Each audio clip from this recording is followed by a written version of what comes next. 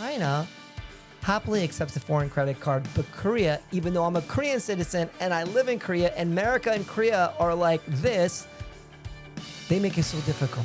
I just don't understand.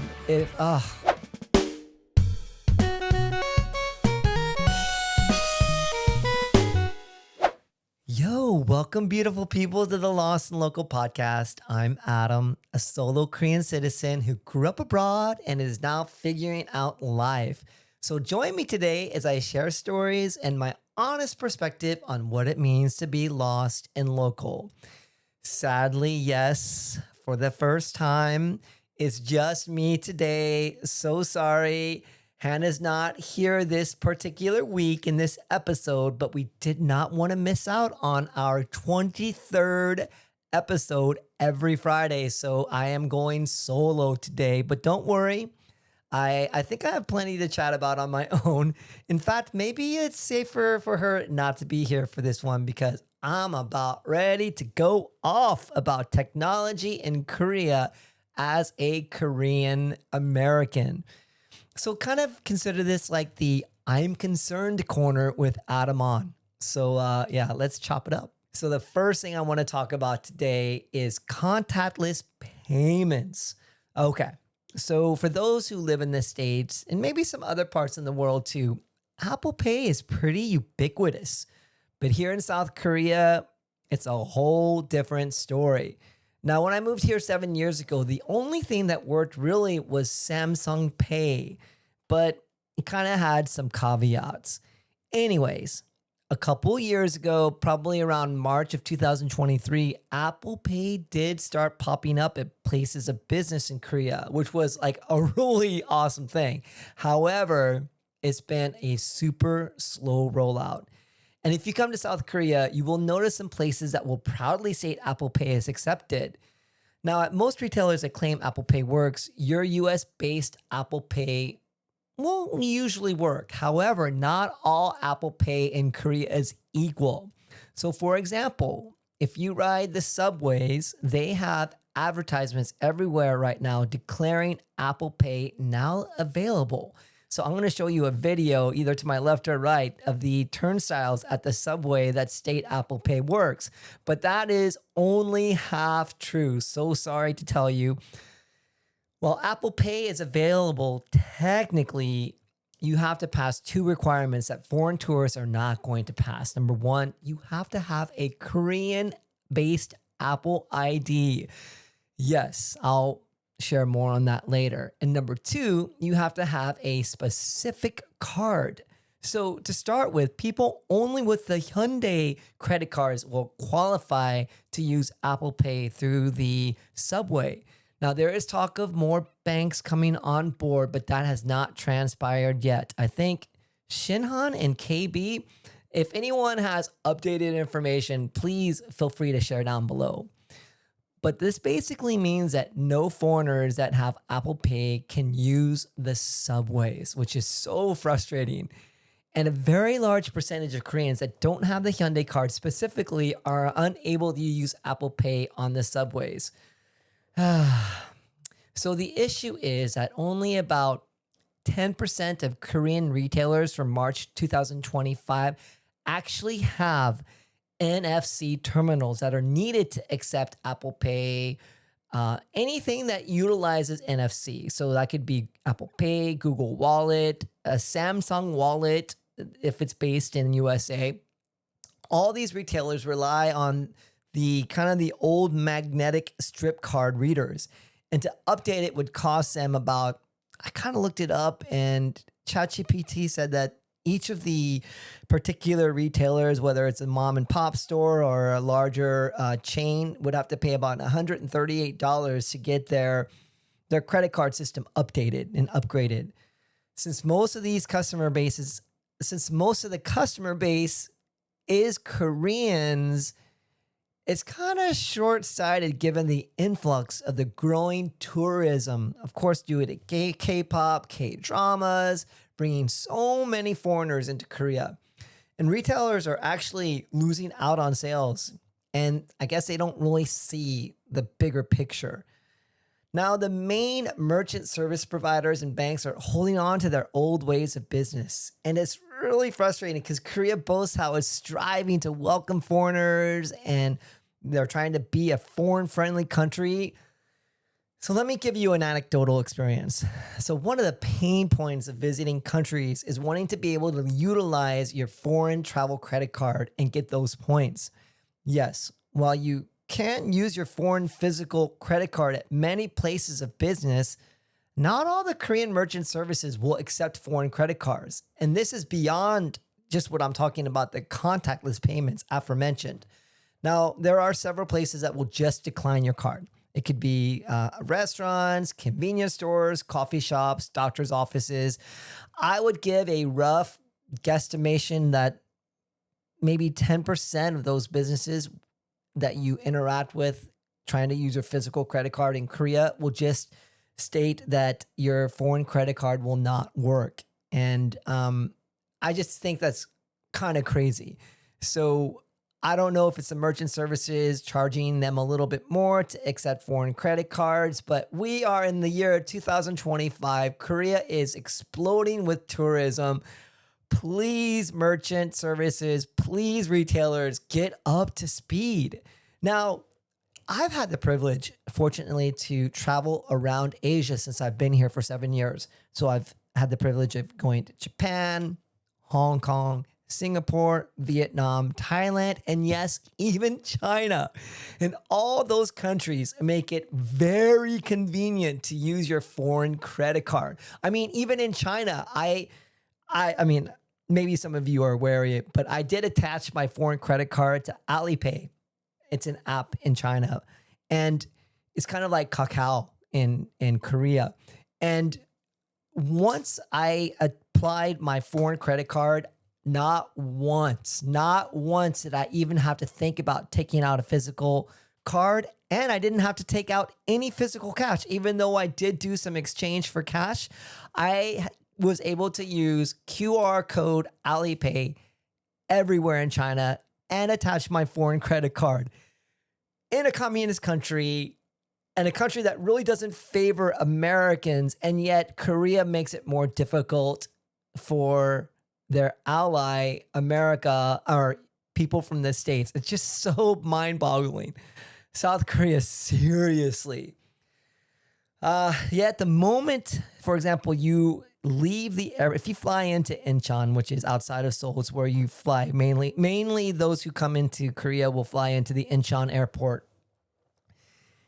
The moment you get to the airport and you want to get onto the subway to take you into the city, if you have an Airbnb or a hotel, you are not able to use your foreign credit card as subway fare.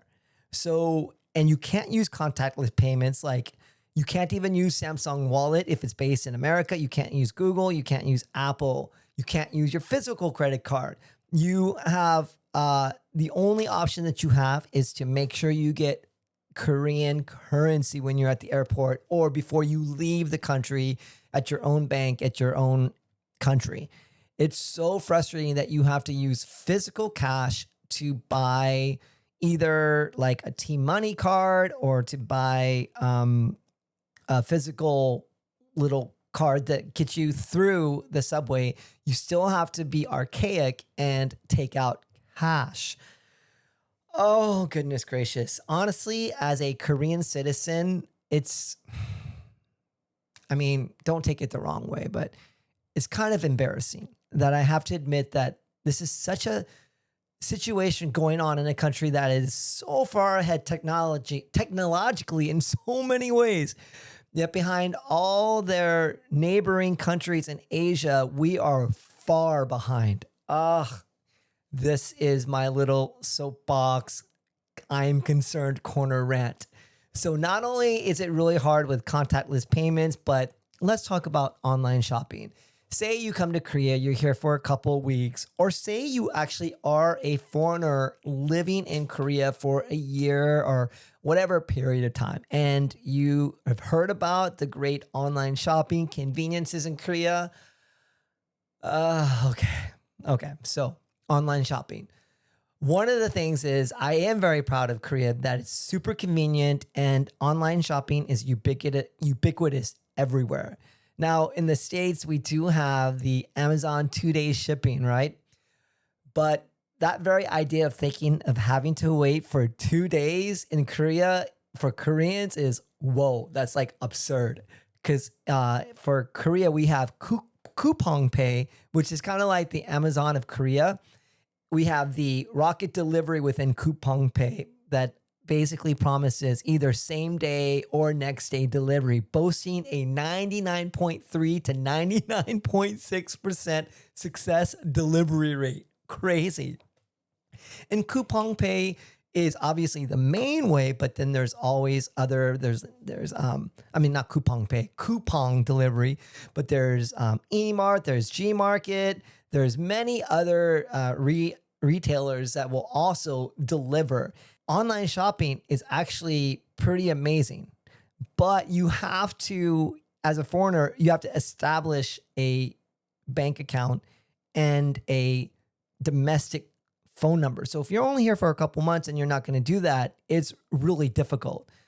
However, not one of these plethora of choices allow you to use your foreign credit card, even if I'm a Korean citizen, even if you are going to be here for a year and you've established the ability to ship things online in Korea, you still cannot use your foreign credit card. But I will throw out that Coupang recently did make it easier if, and this is a big if, your foreign credit card exactly matches the name of your Korean name. So, or the name of that they know you as. So, for example, my name in the States is actually a little bit different than my name in Korea. So I do utilize the English given name of the family that adopted me, and then I kept my last name in Korean. So my name is Adam On. But when I moved back to Korea, I reclaimed my Korean name that either the orphanage gave me or the hospital gave me because I grew up in an orphanage. And so I reclaimed that name, but the issue is that name is different than all my US based credit cards. So even though I'm technically the same person, I am not able to use my US based credit cards to pay with my foreign credit card with Coupang. But fortunately, my wife, the name that she used in America, we were able to make that aligned in Korea. So little did we know, we did this way before Coupang started accepting this. So we just found out recently and we started finally being able to use a foreign credit card with Coupang, but I don't think that's always going to be the case for most of you. But that is something that if you do make purchases on Coupang, you actually can use your foreign credit card. But for me, I would have to legally either change my name in Korean or in Korea or legally change my name in the US to use my foreign-based credit card. Otherwise, it's nearly impossible to use your foreign credit card online. Another workaround we were doing, and this is not going to apply literally for most people, but because I'm a dual citizen, my phone service provider, KT, kind of has like this credit system where you can spend up to a million won, which is like 800 US dollars every month. And you can charge it with your cell phone. And then the workaround that I used to do is, and sometimes I still do, is I'll make purchases that way. And then I'll go physically to a KT store and use my foreign credit card for them to for me to pay what I owe them. Does that make sense? So we used to do that, but we were limited to only a million won per month. So this is it's just really frustrating because in any other country in Asia, you're going to be able to generally use your foreign-based credit card, but Korea just makes it just so difficult. I hope that made sense.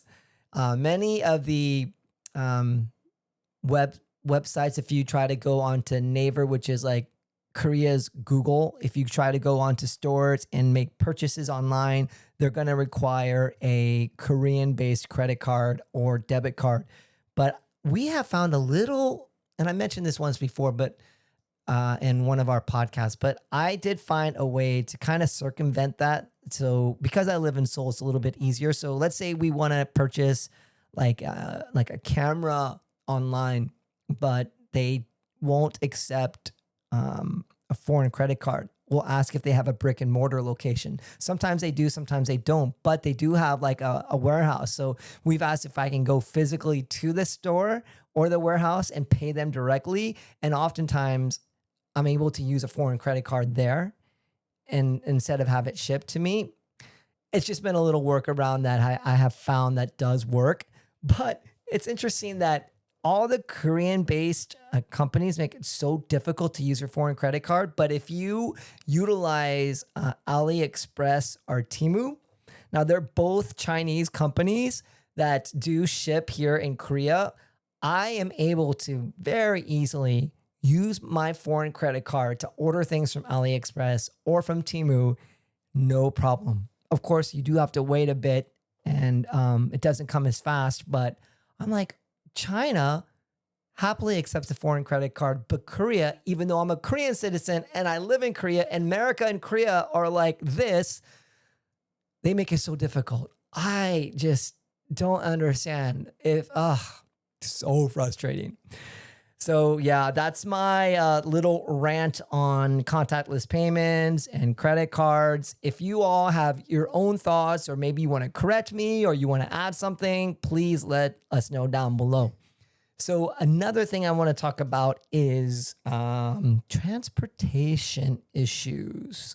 Maybe some of you are aware, and if you're not aware, I'm going to make you aware here, that let's say you're very excited, you want to come to South Korea, and maybe you've been to Japan or to other places, and you've pulled up Apple Maps or Google Maps and everything works seamlessly. Well, in Korea, Google Maps and Apple Maps will not work. I mean, it technically works, but they don't have the specific data that the government will give them to be precise locations. So don't expect Google Maps or Apple Maps to give you accurate directions at all if you want to get around Seoul. So government restrictions on mapping data existed because of back for national security reasons, concerns about North Korea, etc. So to make a long story short, global companies like Google and Apple rely on this data that Korea is keeping to themselves. We only give it to like Naver Maps and Kakao Maps, and we deny full access for Google and Apple.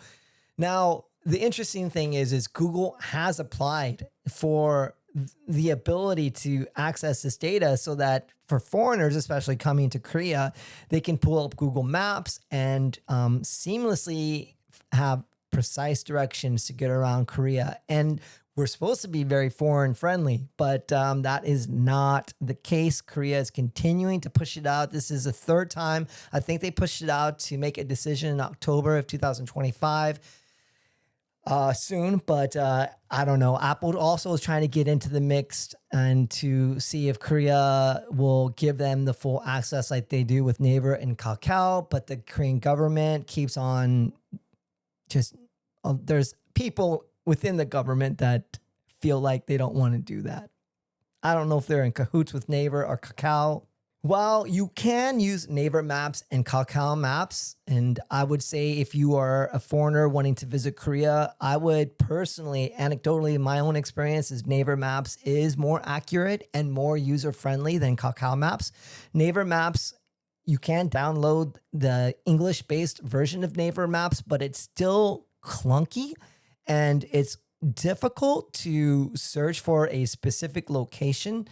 But once you figure out Naver Maps, it is actually nice because you can, as long as you look up the location, choose which direction you want to go, whether bus or a subway, et cetera, you press like the go button to start the navigation, and it'll literally alert you by voice.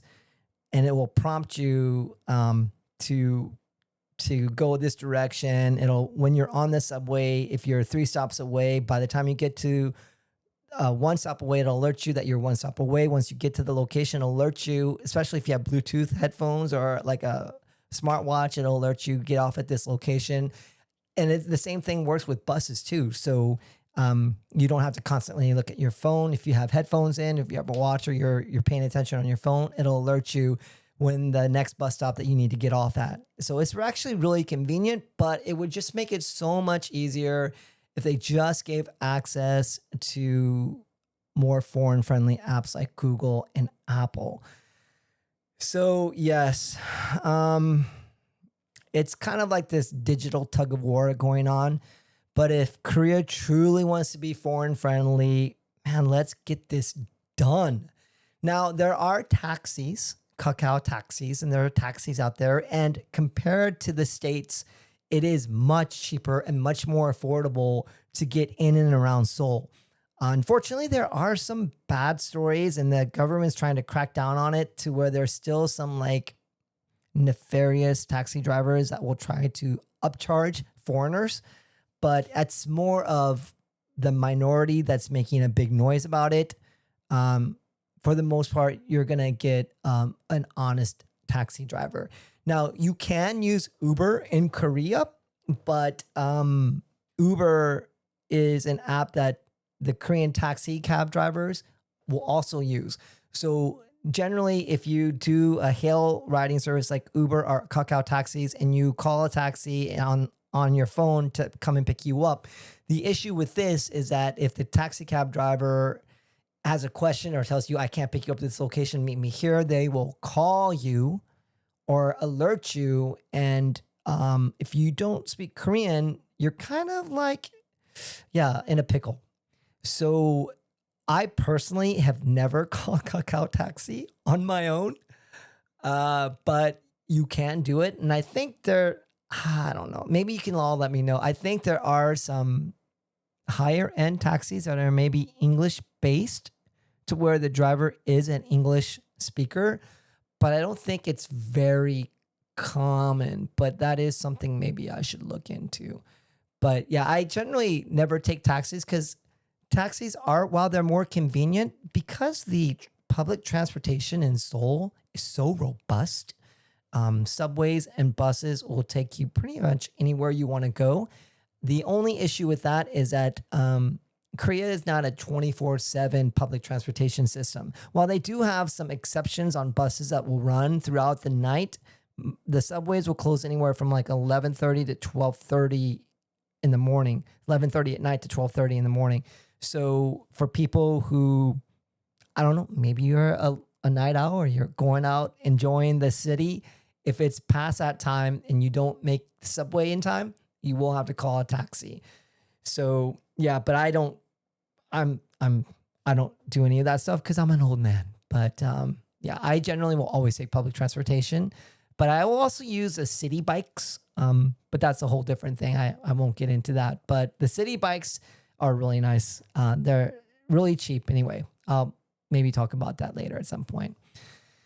This is a side note, but I know these days I'm a tech guy. So like Meta, which formerly known as Facebook, Meta created and joined with Ray-Ban to create these smart glasses, but they're not like, they're kind of half-baked and they're not fully functional yet, but supposedly they do have real-time translation, but it's only like 4 language and it's not any of the Asian languages. But eventually, whether it's Meta Ray-Bans or it's some AR glasses like Samsung or Google or Apple, at some point, I think it is going to be really nice to have these type of smart AR glasses because you'll be able to get around in so many countries and be able to see the live translation via your glasses, and it'll make traveling so much easier.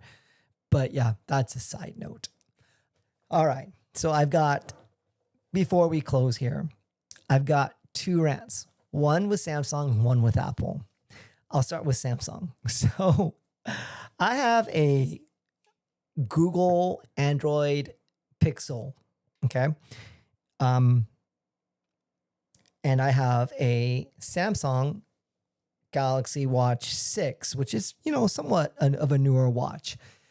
Now, I don't know, at some point recently this year, Samsung decided to act like Apple and put up a walled garden around their technology. So I can no longer, I used to set up Samsung Pay with an app on my Samsung watch, even though I didn't have a Samsung phone. And I was able to use Samsung Pay with my Galaxy Watch 6 without having a Samsung phone, and use my US-based credit cards and attach it to the watch and then make payments where it was accepted. Out of nowhere, I don't know if this happened in the last month or two, Samsung Pay switched to something they call now Samsung Wallet, and they have taken that ability away. I would have to have a Samsung phone to even be allowed to put a Samsung app on my watch, which is like insanity. I'm so frustrated at Samsung. This makes my Samsung Galaxy Watch basically like a half of a watch now. So it's just really shocking and really ridiculous that Samsung is doing this, because Samsung uses the Android platform. They're literally just turning on an electronic feature that they used to provide. It's one thing to like not add it to future things, but to take away something that they've already given.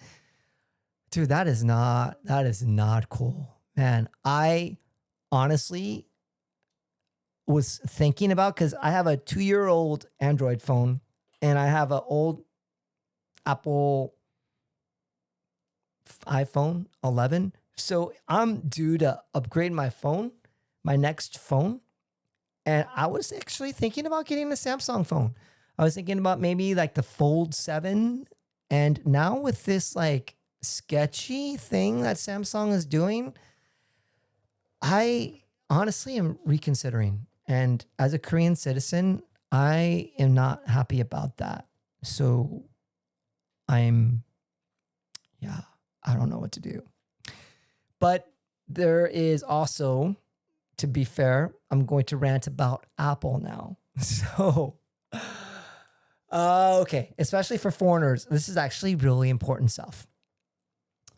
Now, Find My Phone or Find My Device on Apple is now a very common thing. You can get AirTags. If you lose something, you can use your Find My feature and it will alert you where your bag is, where your iPhone is, where your watch is, where your AirPods are.